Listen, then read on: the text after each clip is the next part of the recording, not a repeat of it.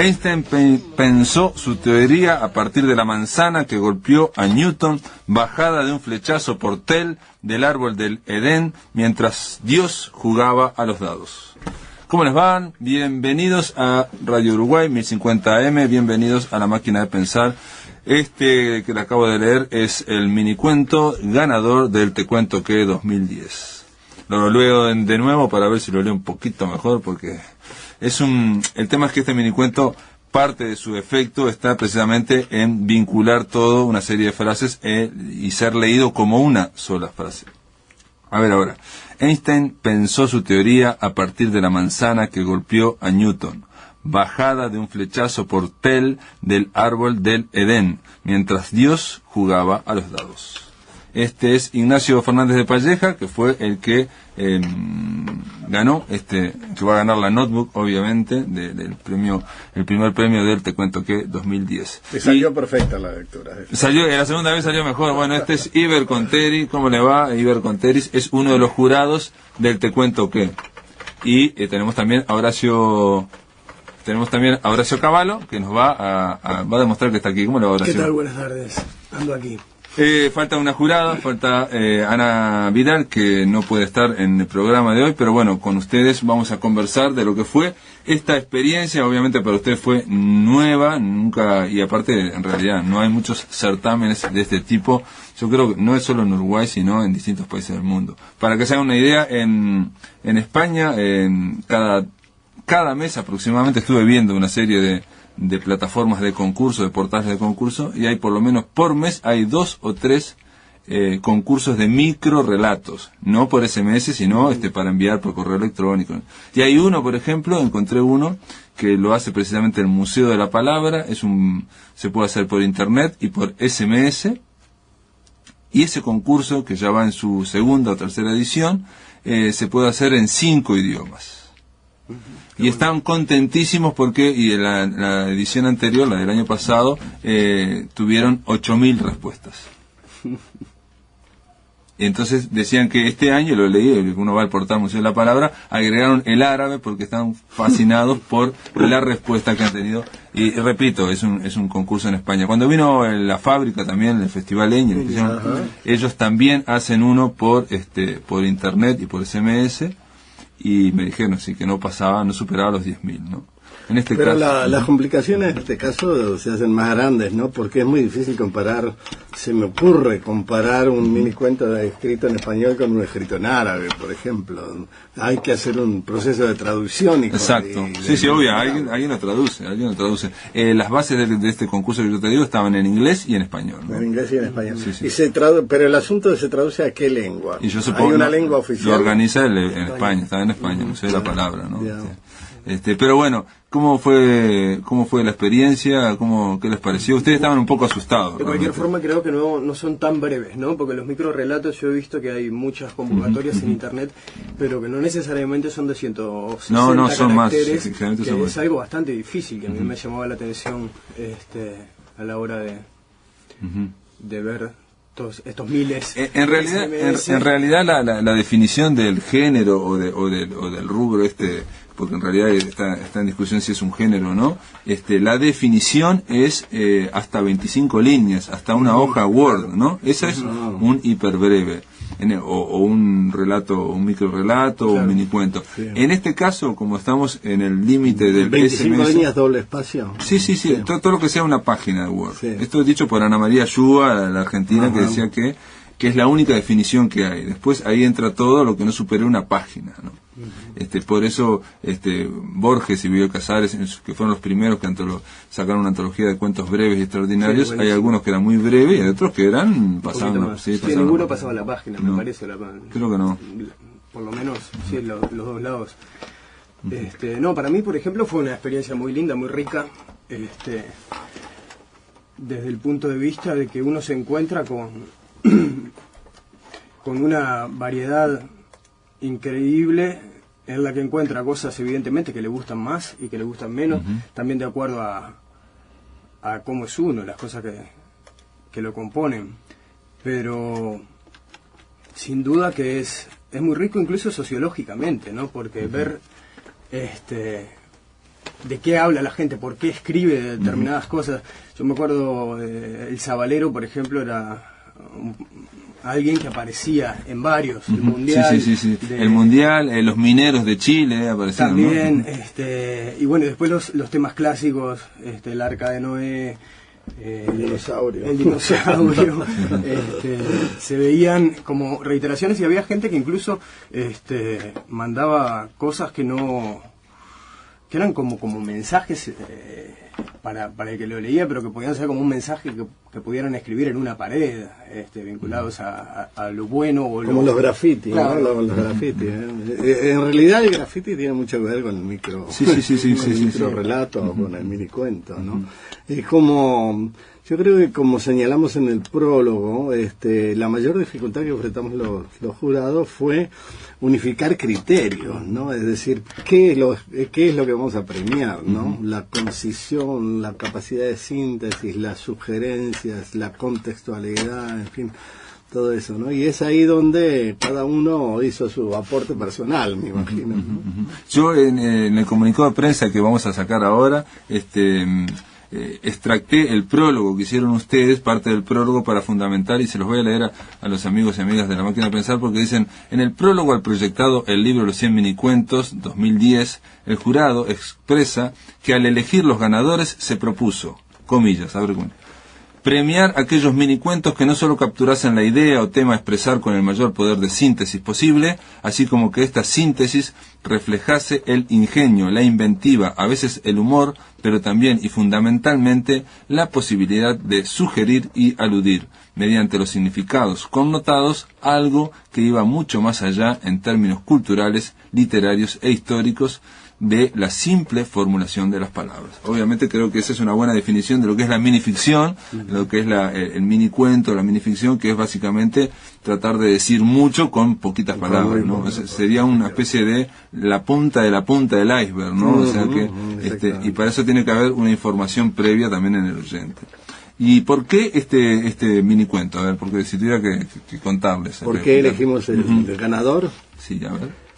Bueno, yo es interesante porque al principio no sabíamos qué criterio aplicar, y lo hicimos democráticamente. Habíamos dos que coincidíamos en que era uno de los que podía ser ganadores, y naturalmente el tercer jurado quedó en minoría respecto a eso, y nos inclinamos por pero me parece que lo que acabas de leer, Pablo, el párrafo que leíste recién, se aplica muy bien al cuento ganador, ¿no? Porque fíjate, ahí hay toda una concepción de la evolución de la ciencia, ¿no? Desde Newton, pero también aparece por ahí Guillermo Tell bajando la manzana, y la referencia que hace Einstein a que Dios no juega los dados, todo eso, ¿no?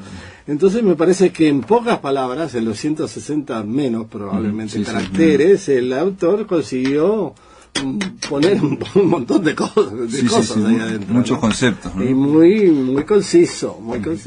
Hay que aclarar, y lo vamos a ver si conversamos ahora por teléfono con él, Ignacio Fernández de Palleja, que es el autor, es un profesor de Maldonado, profesor de español y de portugués, y además es poeta y es periodista cultural, o escribió en algún momento en la revista Iscariote, en la revista Letra Breve. Vamos a hablar con Ignacio Fernández ahora. Les voy a leer el segundo minicuento, el que se lleva en los celulares de los terminales GSM 2200, creo que es. A ver, tengo aquí. Bueno. Espera un momentito, porque no quiero. Se van a llevar cada uno un celular GSM de Antel marca Sony Ericsson 205 o similar, conectado con servicio celular prepago durante un año. Y el segundo premio es Contame Todo, le dije, y me contó la historia del mundo como quien abre un pote de dulce de leche y comenta. Está medio áspero, ¿no? Este es Javier Subillaga, pero ahora vamos a darle la bienvenida al ganador del Te Cuento Que 2010. ¿Cómo le va, Ignacio Fernández de Palleja? ¿Cómo le va a usted? ¿Va bien? Estamos aquí escuchándote. ¿Cómo andás vos? Yo bien, impecable, saltando en una pata. Bueno, mañana nos vamos a ver en la cooperativa bancaria, en la entrega del premio. Usted no va a fallar. No, ya saqué el pasaje y todo, así que estoy ahí.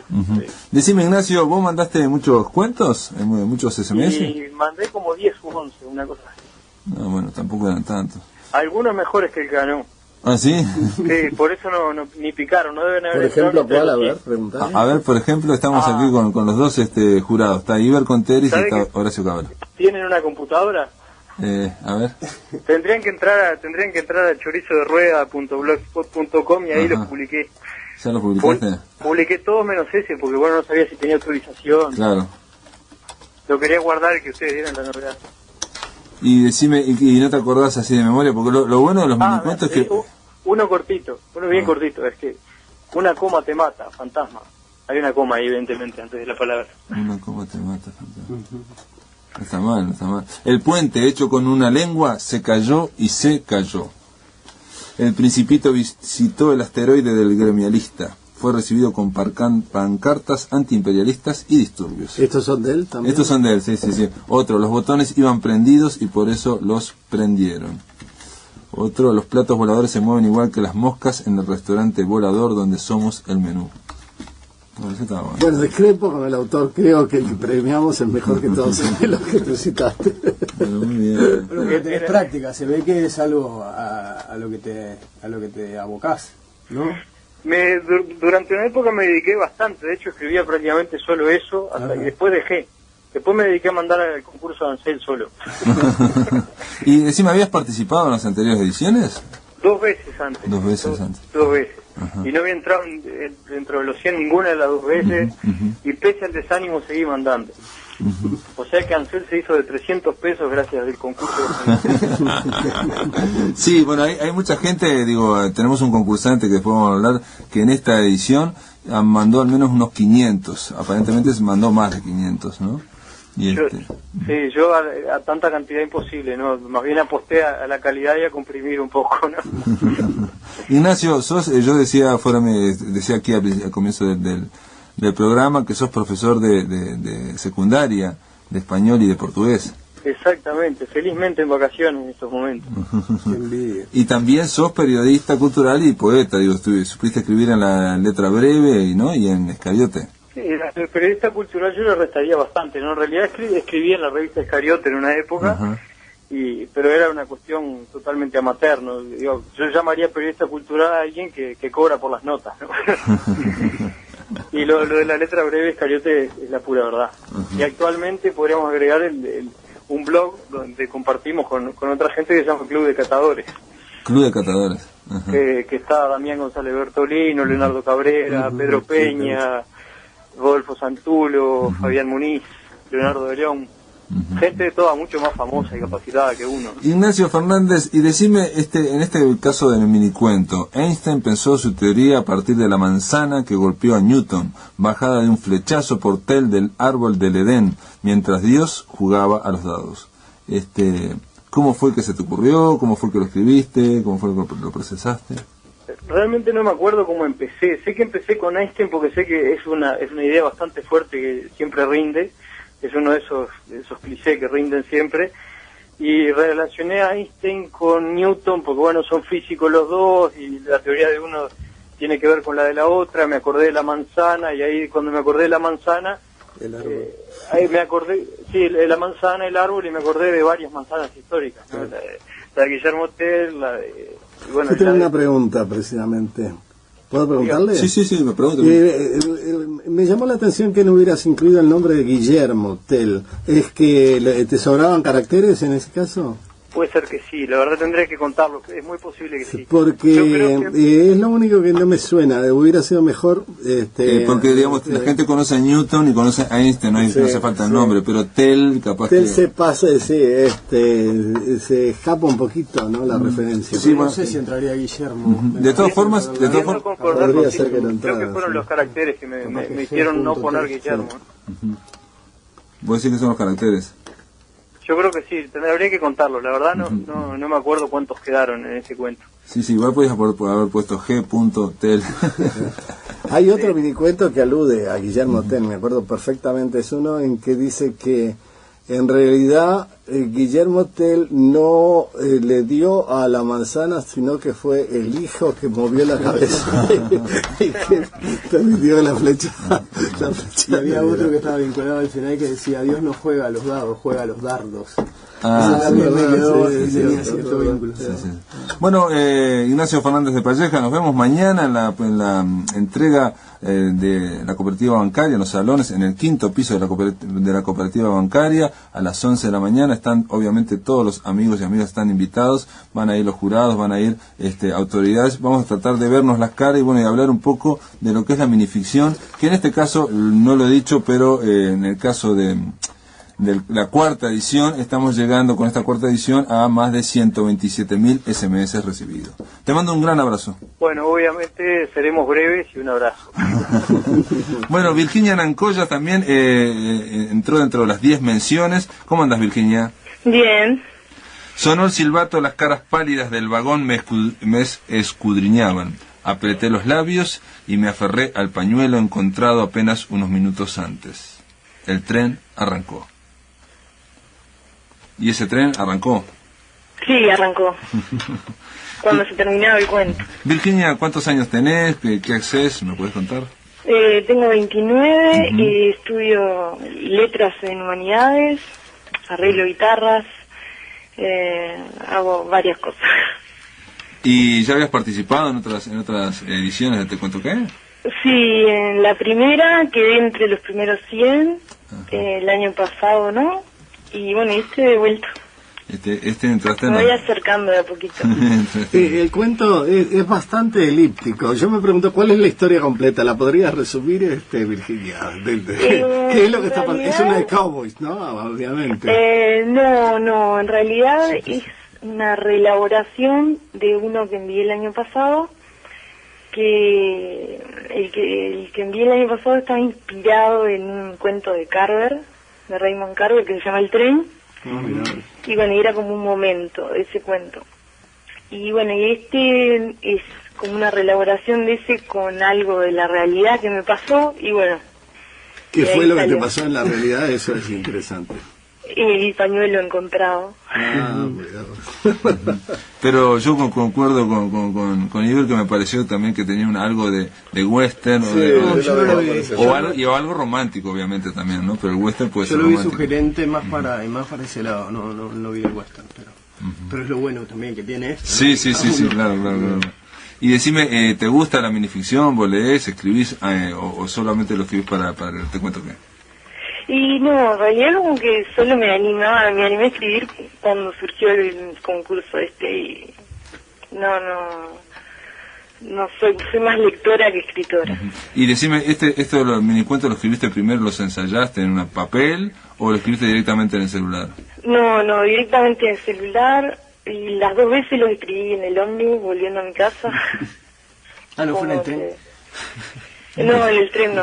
Bueno, pero está bueno, porque eso habla también del sistema, ¿no? O sea, gente que... Eso ya pasó el año pasado, el primer premio, el segundo premio, lo había escrito alguien que venía en el ómnibus del Paso de los Toros hasta aquí, parado, no sé qué, entonces lo escribió y directamente en el celular sin pasar por el papel, Que ¿no? debe ser lo más común, me parece. Bueno, debe ser lo más común, pero lo más, a priori, un poco más difícil, digo. Porque si cometes un error... No, pero podés borrar, o sea, antes de Podés mandarlo borrar, de cualquier forma. pero de pronto el error salió cuando ya Sí, eso puede ser lo que se mande. mandaste el SMS, ¿no? Bueno, muy bien, Virginia Nancoya, nos vemos mañana para que te vayas a buscar el premio ahí a las 11 de la mañana en la cooperativa bancaria.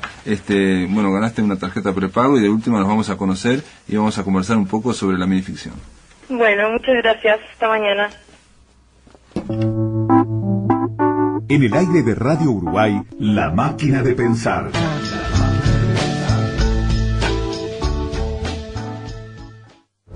En diciembre, el gordo de fin de año se viene con 75 millones de pesos. ¿Y vos qué esperás?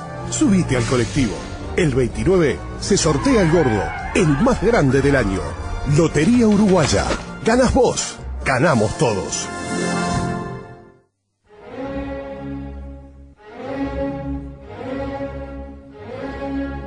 Comienzan las transmisiones del Metropolitan. El sábado 18 a las 15:30 comienzan las transmisiones de ópera de la temporada 2010-2011 directamente desde el Metropolitan de Nueva York. Radio Clásica 650 AM y Babel 97.1 FM con su repetidora en Maldonado 100.9 FM. En esa oportunidad emitirán Don Carlo de Giuseppe Verdi con intervención de la soprano Marina Poplavskaya, la mezzo Anna Smirnova, ambas rusas, el tenor de Corea del Sur Yong-Sun Lee, el barítono inglés Simon Kingsley-Side y el bajo italiano Ferruccio Furlanetto. Dirige el maestro canadiense Yannick Netzesegin. Apoya estas transmisiones el SODRE, Iniciativa Cultural Revista Sinfónica. Invita Radiodifusión Nacional del SODRE.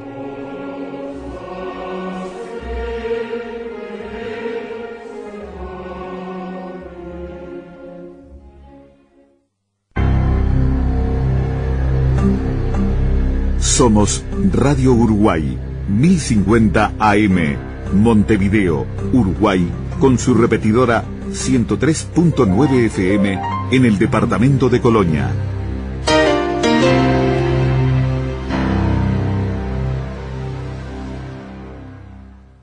Atención, charlas, entrevistas o columnas que te perdiste o que querés volver a escuchar, las encontrás en el blog de La Máquina de Pensar. Ingresá a piensamáquina.blogspot.com y bienvenido al corazón de las palabras.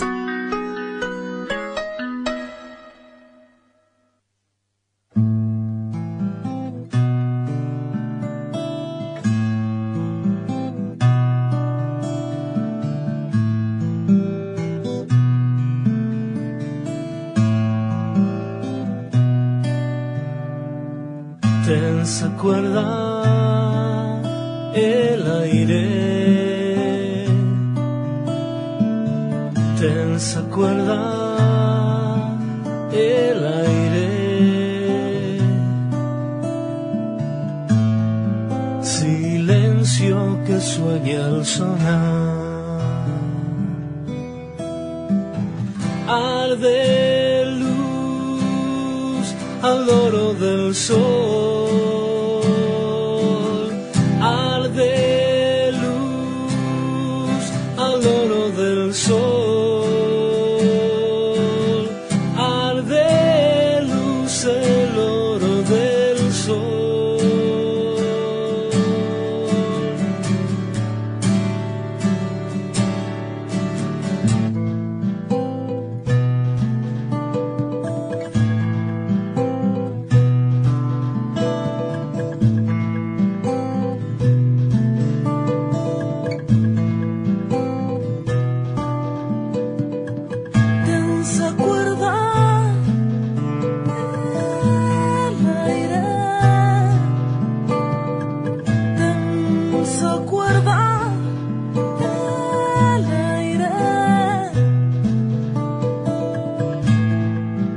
Silencio que suena al soñar.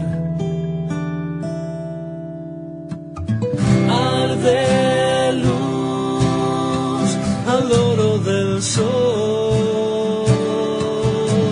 Arde luz al oro del sol. Arde luz el oro del sol.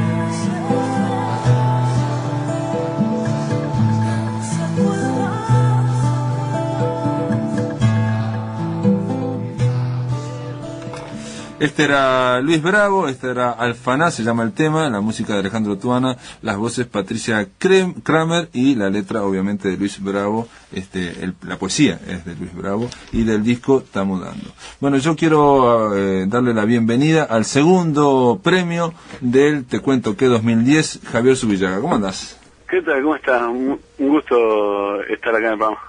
Contame todo, le dije, y me contó la historia del mundo como quien abre un pote de dulce leche y comenta.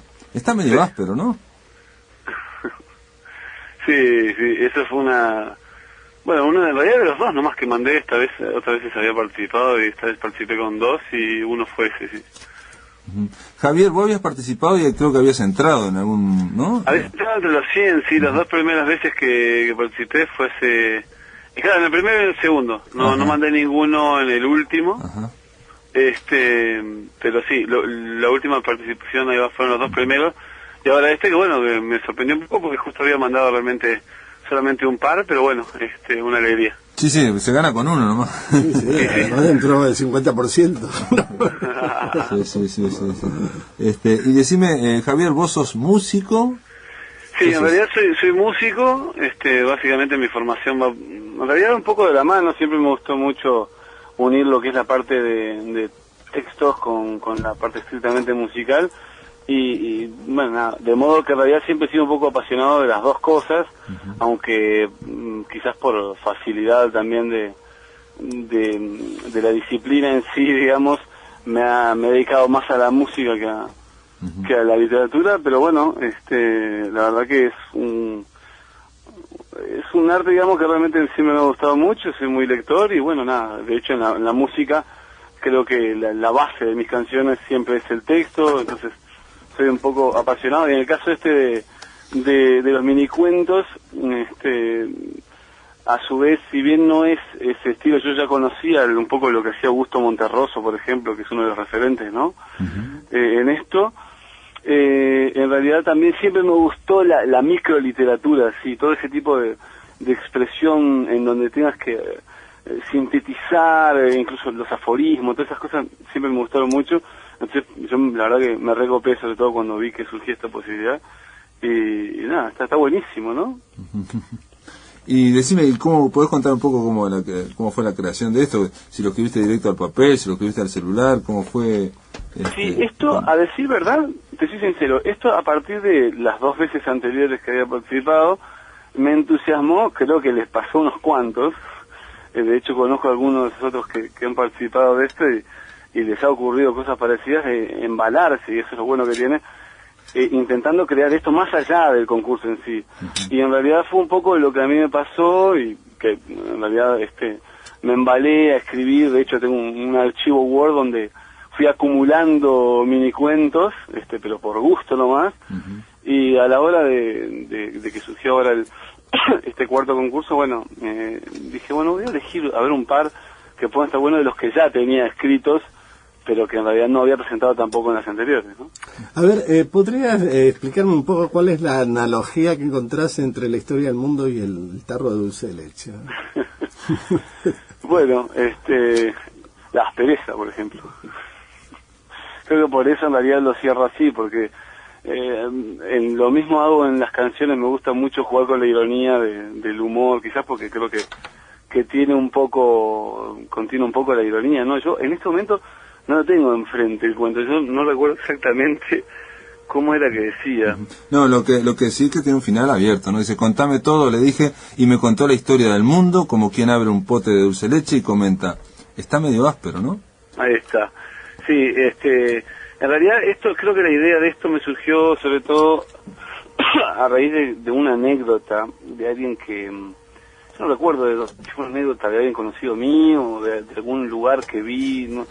En donde alguien le decía, era una pavada, pero decía, a ver, contame todo, refiriéndose a algo muy concreto, y en realidad el tipo arrancaba por los dinosaurios, ¿no? Era como una historia así, y a partir de eso me pareció lindo hacerle ese cierre, respecto a haciendo como una analogía, como decís tú, respecto a la aspereza, ¿no? Porque en realidad algo tan burdo, tan vulgar, tan común, yo qué sé, tan cotidiano como puede ser el dulce de leche, parece no prestarse para nada como metáfora o como analogía de lo que ha sido la historia del mundo. Es un poco el absurdo que traté de imprimirle, pero en realidad el comentario está medio áspero, ¿no? Me parece que es una ironía respecto también a lo que ha sido la historia del mundo. Yo que sé, me parece que es... Bueno, muy bien, Javier Zubillaga, mañana te esperamos, nos vamos a conocer, vamos a vernos ahí en la cooperativa bancaria para la entrega del premio a las 11 de la mañana. Te mando un fuerte abrazo y le damos la entrada al tercer premio, a Guillermo de los Santos. ¿Cómo andás, Guillermo? Hola, muy bien. Guillermo de los Santos tiene 18 años y escribió: de todos los astros del cielo, ese es el más hermoso, decía el sabio dinosaurio, señalando el asteroide cada vez mayor. Sí. ¿Cómo escribiste otros? ¿Mandaste muchos? ¿Cómo fue tu participación? Sí, yo cuando estaba así divagando, se me ocurría algún cuento cortito y más o menos mandé unos cuantos, sí. Y decime, ¿es la primera vez que participás o habías participado en las anteriores? No. Este fue el primero que... ¿Y el del dinosaurio, al escribirlo, y haces alguna referencia o lo pensaste en el dinosaurio de Augusto Monterroso o no tiene nada que ver? No, fue como... O sea, no sé, es como la ingenuidad, no sé. Porque dice ser más hermoso, pero... Sí, que lo vas a hacer. Sí, es que lo va a chocar. Claro. No, y aparte la ironía de que el sabio dinosaurio, ¿no? O sea, el que lo señala ahí, ¿no? El poeta y sabio. Claro. Pero a mí lo que me gustó de este minicuento sobre todo es la complicidad que solicitas del lector, ¿no? Porque si alguien no está enterado de lo que pasó en esa lejanísima prehistoria, por supuesto que no entiende. Claro, si vos no tenés el dato que los dinosaurios se extinguieron por un meteorito, que es una teoría, la verdad. Pero en fin, es la teoría más conocida por lo bueno. Claro. Te doy un fuerte abrazo, Guillermo de los Santos. Bueno, mañana nos vemos a las 11, ¿está? Bueno. Dale. Y vamos a recibir a uno de las menciones. Este es un viejo conocido del Te Cuento Que. Hay dos viejos conocidos en el Te Cuento Que van insistiendo y que van metiendo año a año prácticamente. Le doy la bienvenida a José Caputo. ¿Cómo anda, José? Hola, ¿qué tal? ¿Todo bien? Aladino cambió su lámpara por una de bajo consumo que le rinde 10 veces más. Ahora la gente le pide 30 deseos.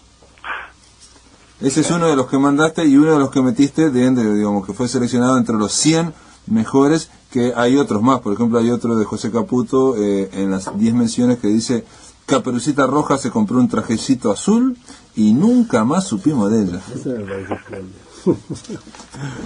Eso me encanta. Ese de Caperucita Roja le voy cambiando el color y lo mandé como 2 o 3 veces.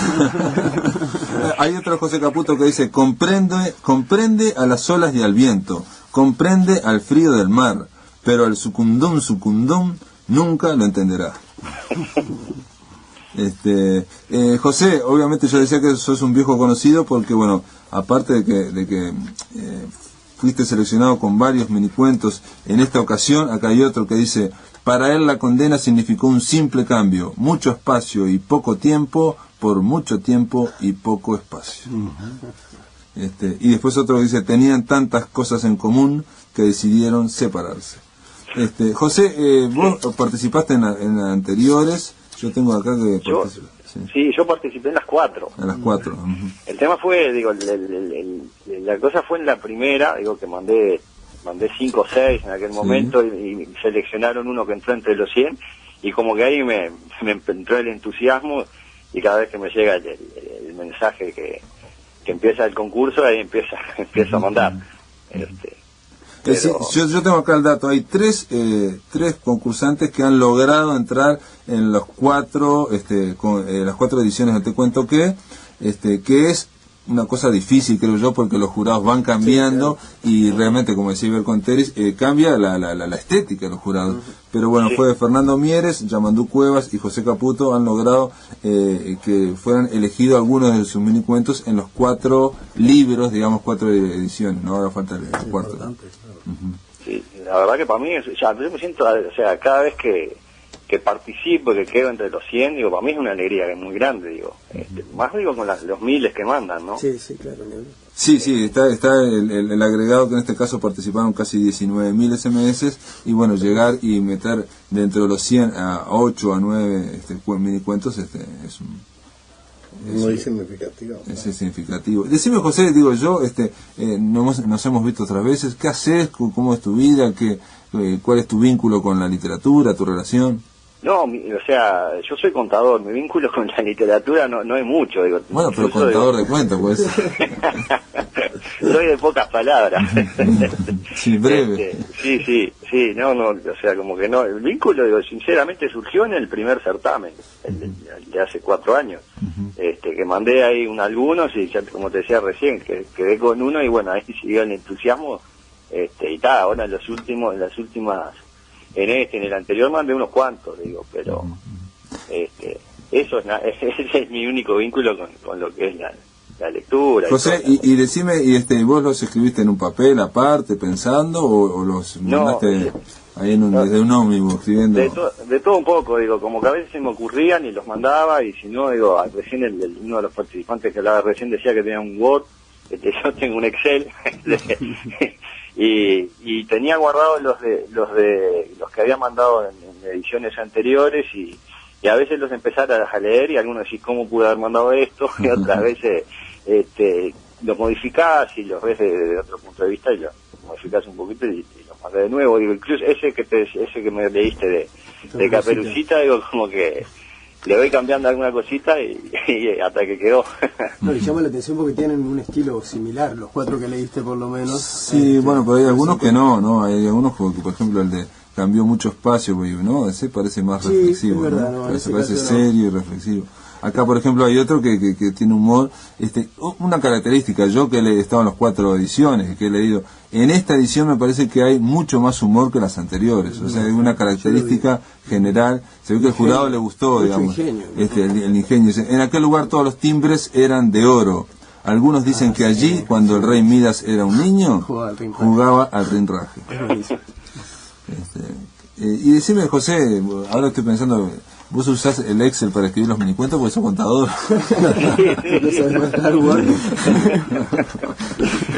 Pero es verdad, es Excel.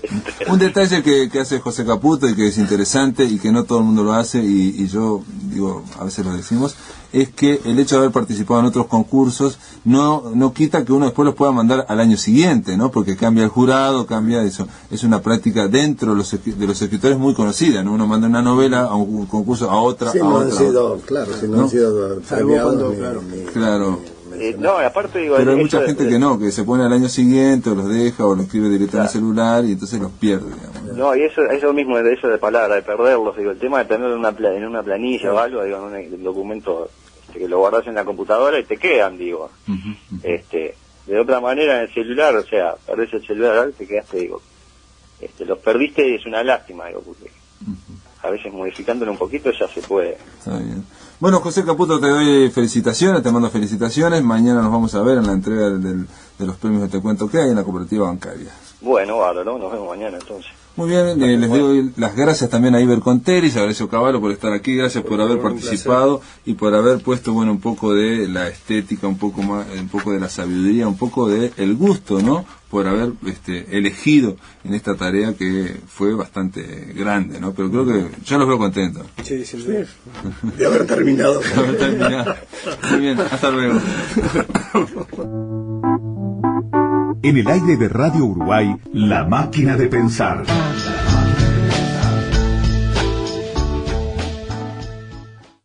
¿Qué significa ser la empresa de comunicación de los uruguayos? Es invertir en más de 6.000 kilómetros de fibra óptica, para que en cada hogar del país existan herramientas que nos permitan acceder a nuevas oportunidades, y para que antes del 2014 todos estemos conectados.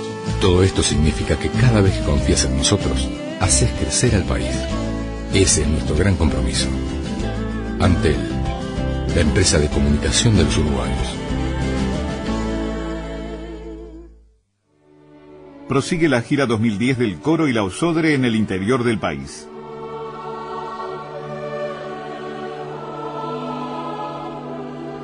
El coro y la Orquesta Sinfónica del Sodre se presentarán bajo la dirección del maestro Esteban Luis en el interior del país en conciertos que comienzan a la hora 20:30. El domingo 12 en la ciudad de Colonia, el sábado 18 en Minas. En programa, motetes para coro y orquesta de Mozart y Gloria para coro mixto, solistas y orquesta de Vivaldi.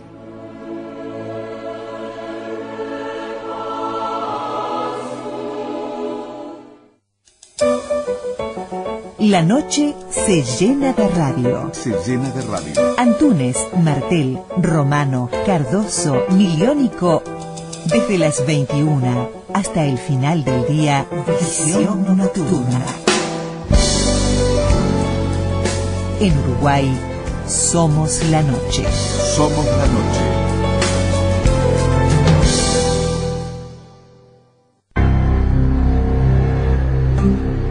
Somos Radio Uruguay, 1050 AM, Montevideo, Uruguay, con su repetidora 103.9 FM en el departamento de Colonia.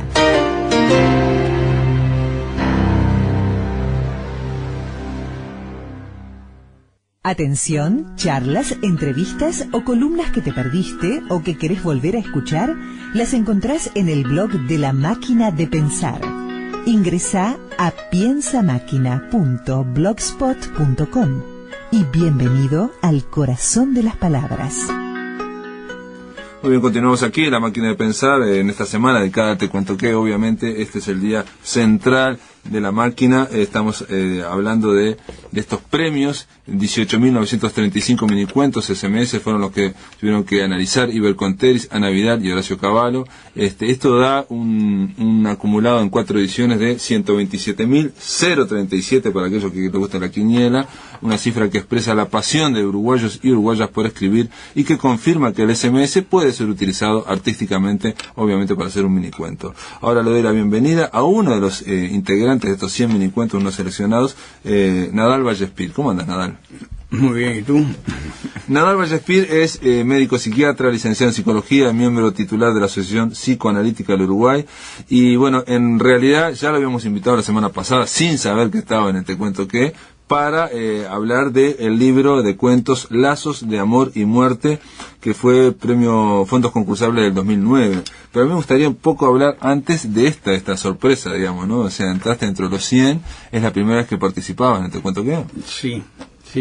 Y bueno, no sabía si participar o no. Al final escribí varios en la computadora, conté ahí el número de caracteres a ver si entraban y bueno, finalmente mandé unos cuantos.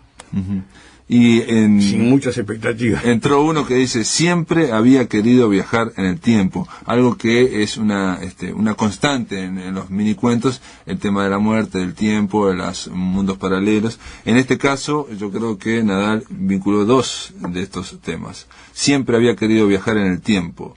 En el momento en que creyó que había sido tragado por un agujero negro, estaba retornando al vientre de su madre. Sí, un tanto psicoanalítico. El retorno al vientre materno. Sí, y médico también, ¿no? Sí, pero una de las fantasías originarias, según Freud, es la del retorno al vientre materno. Por eso digo, bastante psicoanalítico. Bueno, y la vinculación también del nacimiento con un agujero negro, también a nivel digamos, sideral, también se ha hablado, ¿no? Se ha vinculado, ¿no? Sí. El tema de asomarse a otros mundos, ¿no? Sí.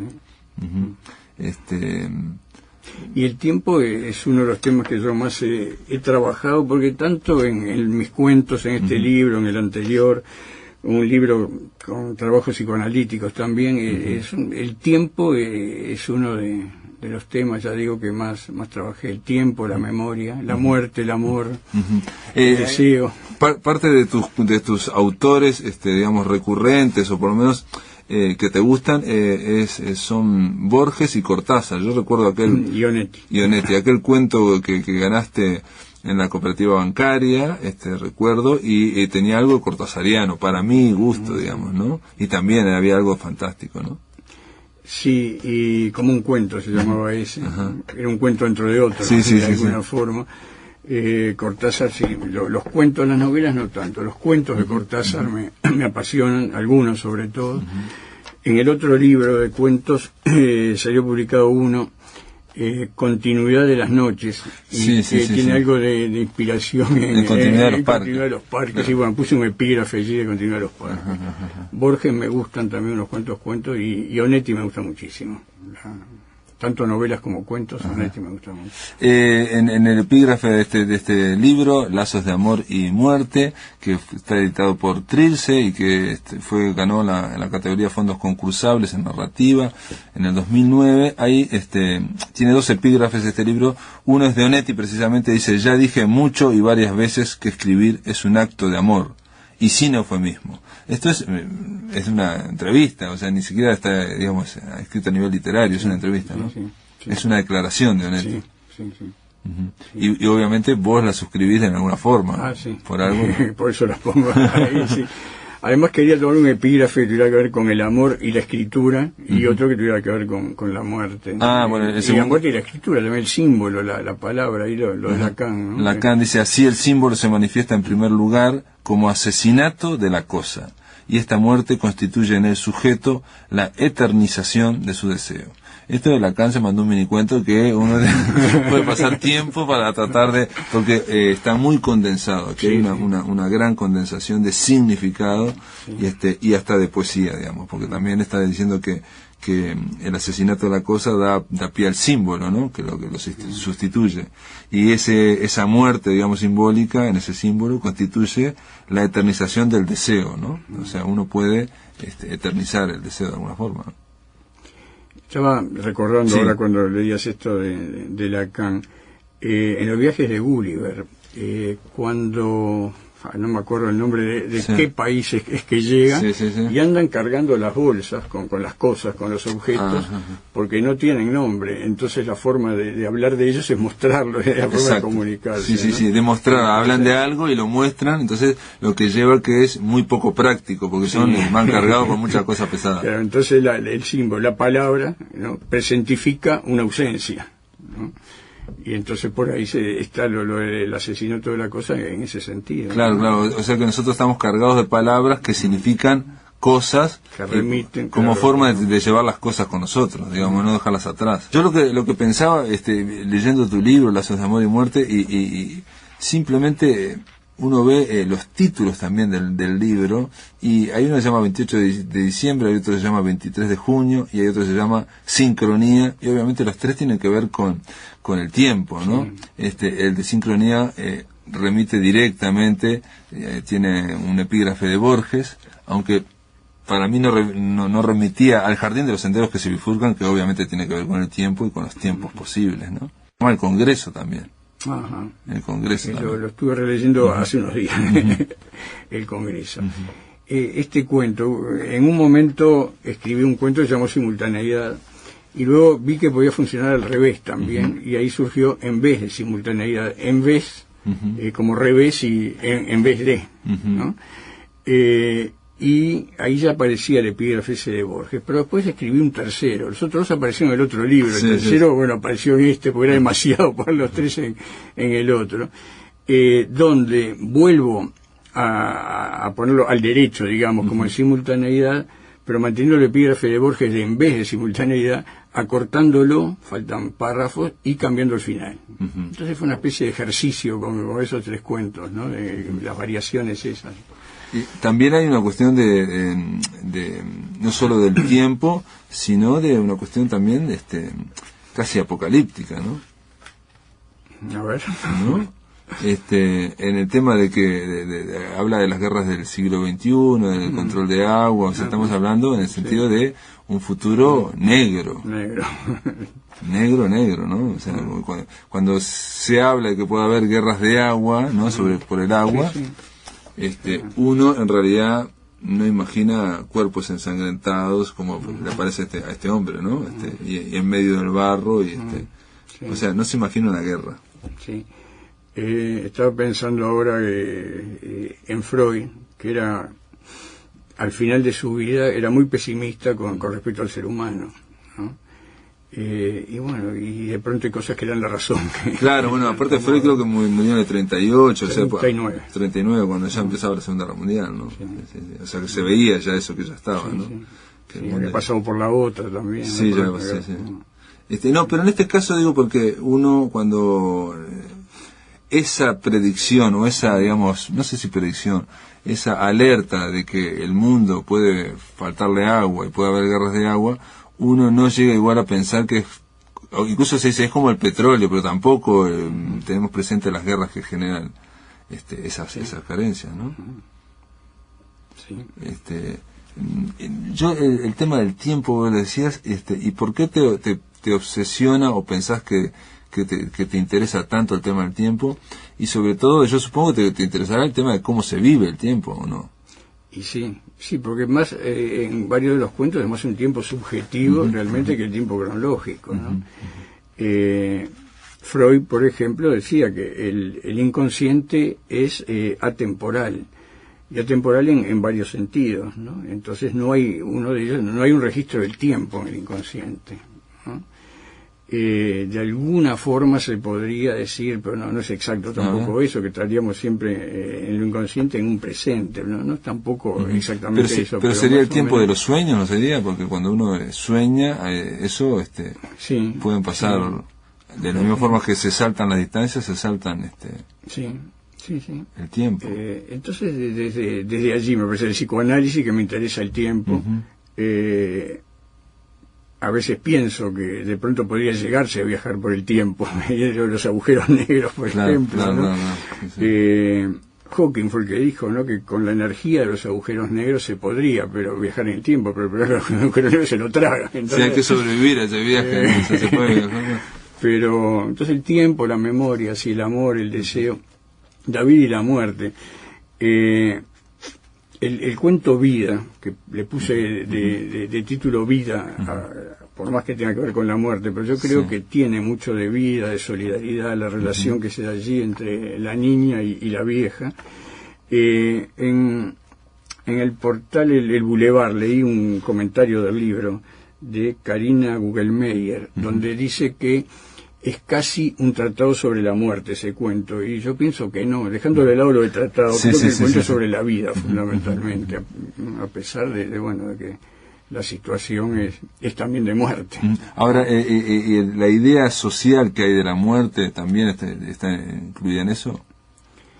O sea, la idea que tenemos de que es cultural, digo, ¿no? Porque tenemos una idea ahora, hay gente que 60 años tenía otra idea, 60 años atrás. En otro continente tienen otra idea. Lo de la muerte es complejo, y es complejo en psicoanálisis, lo que tiene que ver con la llamada pulsión de muerte, por ejemplo, en psicoanálisis, que yo pienso que no es una pulsión, y de muerte es la denominación, remite a otras cosas. Eso, en el libro que escribí, reuniendo trabajos psicoanalíticos, el título que le puse fue La muerte y otros comienzos. Parece paradójico, pero en cuanto a lo que implica a partir de allí comenzar otra cosa, una cosa nueva, pero claro, no la muerte real, no biológica, sino que estoy tomando en otro sentido psicoanalítico, que de pronto es algo del sentido que aparece también en algunos de los cuentos, ¿no? Aunque por otro lado aparece también la muerte. Claro, no, pero yo recuerdo, ahora no me acuerdo exactamente, pero que Lacan decía que la idea de que cuando hablamos de muerte, en realidad estamos hablando de algo que es previo a eso que estamos nombrando, ¿no? O sea, que lo rodea, que no lo podemos nombrar directamente. Él hablaba de segunda muerte también. ¿no? Exactamente. Y que la segunda muerte sería, porque aparte de la persona puede sobrevivir por sus hechos, por su gloria, por sus libros, la segunda muerte ocurre cuando ya todo el mundo se olvidó, o sea, ¿no? Que ocurre con los cuentos y con los libros, ¿no? O sea, que alguien es famoso o leído y en un momento todo eso pasa a ser pulpa de papel y su nombre desaparece de la literatura y ahí acontece la segunda muerte. Y con respecto a eso, que ahí en la contratapa dice al final que el amor es opuesto de la muerte. Eso surgió porque una vez en una supervisión con una psicoanalista me dice, tú hace como un año dijiste que el opuesto de la muerte no es la vida sino el amor. Yo digo, mira, no me acuerdo realmente de haberlo dicho, pero es probable que lo haya dicho porque entra dentro de la forma en que lo pienso, ¿no? Y eso va en relación con lo que decías, ¿no? El amor es lo que puede inmortalizar a alguien más allá de la muerte, ¿no? Cuando ya se acabó la vida, ¿no? Lo que se opone a la muerte es el amor, ¿no? Bueno, pero hubo gente que, por ejemplo, siguiendo un poco a Lacan, y antes de Lacan, ahora pienso en las coplas a la muerte de mi padre, de Manrique, que él hablaba de la gloria, o sea, la gloria es la segunda vía, digamos, a la eternidad. Que en realidad la eternidad ya sabemos que es eternidad medio trucha, ¿no? Porque viene con caducidad, ¿no? Si no hay nadie que siga, digamos, bueno, hay pocos, ¿no?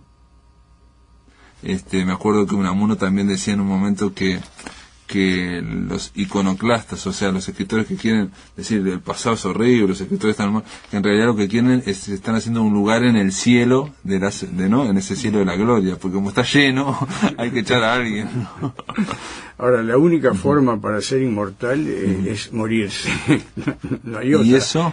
Claro, se puede ser inmortal a partir de que uno muere. Mientras está vivo, no es inmortal porque lo espera la muerte. Después que murió, puede ser inmortalizado por los otros de alguna forma, ¿no? Pero como decías hace un rato, pues llega un momento que, bueno, eso se acaba también.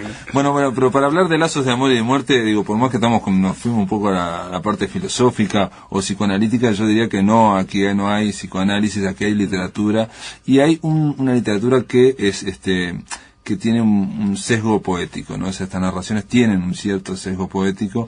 Tiempo presente y tiempo pasado se hallan quizás presentes en el tiempo futuro, dice Eliot, y no por casualidad